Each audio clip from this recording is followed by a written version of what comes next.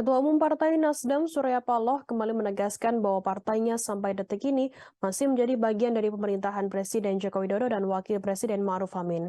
Hal ini disampaikan Surya Paloh selesai bertemu dengan Ketua Umum Partai Golkar Airlangga Hartarto di kantor DPP Partai Golkar Jalan Anggrek Nelly Murni, Jakarta Barat pada Rabu 1 Februari.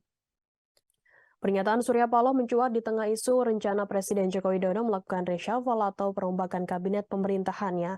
Nasdem sangat berkepentingan terhadap keberhasilan rakyat Indonesia. Surya Paloh menyatakan Nasdem tetap akan mendukung Presiden Joko Widodo untuk menuntaskan seluruh produk administrasi pemerintahan hingga masa jabatannya berakhir. Seperti diketahui, Surya Paloh bertemu dengan Presiden Joko Widodo sebelumnya di Istana Presiden pekan lalu.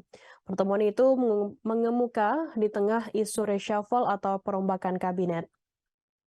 Kabar reshuffle itu dikaitkan dengan hubungan Presiden Joko Widodo dengan Ketua Umum Partai Nasdem Surya Paloh yang disebut-sebut kurang harmonis pasca ditetapkannya Anies Baswedan sebagai bakal calon presiden untuk Pilpres 2024. Termasuk langkah politik Partai Nasdem di DPR yang dianggap mulai tidak sejalan dengan pemerintah seperti saat fraksi Nasdem abstain dan tidak mendukung RUU IKN. Namun fakta terbaru, Presiden Joko Widodo dan Ketua Umum Partai Nasdem Surya Paloh sudah bertemu. Tidak diketahui apa yang menjadi materi pembahasan dalam pertemuan Presiden Joko Widodo dengan Surya Paloh. Tapi yang pasti pertemuan tersebut tidak membuat reda isu Presiden Joko Widodo akan melakukan reshuffle kabinet. Dalam koalisi mendukung pemerintahan Jokowi, Ma'ruf Amin, Surya Paloh memiliki 3 orang kader Partai Nasdem yang ditunjuk sebagai menteri oleh Presiden Joko Widodo. Pertama yakni Siti Nurbaya Bakar sebagai Menteri Lingkungan Hidup dan Kehutanan yang tercatat membantu tugas Presiden Joko Widodo sejak periode pertama kepemimpinannya. Lalu Syahrul Yassin Limpo yang bertugas menjadi Menteri Pertanian dan Johnny G. Plate yang ditunjuk sebagai Menteri Komunikasi dan Informatika di periode kedua kepemimpinan Presiden Joko Widodo. Melakukan reshuffle kabinet memang menjadi hak prerogatif yang dimiliki oleh Presiden. Jokowi tercatat sudah melakukan reshuffle kabinet sebanyak 7 kali untuk 8 tahun pemerintahannya.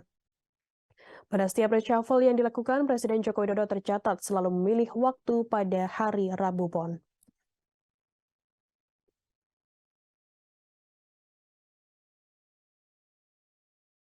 Ya, dalam suasana menjelang pemilu memang multitafsir bisa terjadi di mana saja, kapan saja, oleh siapa saja. Tapi yang jelas bahwasanya pertemuan dengan Bapak Presiden Jokowi itu ada dalam waktu yang relatif seperti biasanya. Cukup panjang kalau menurut saya untuk waktu seorang Bapak Presiden ya. Lebih dari 1 jam 20 menit lebih. Saya tidak melihat ada perubahan. Suasana penerimaan baik dalam apa saja yang saya pahamin dalam pemaham komunikasi ya yang biasanya terjadi. Jadi ini yang pertama. Ada perintah Pak Jokowi nggak supaya ketemu dengan Golkar? Secara lisan nggak ada. Saya nggak tahu suasana batin beliau.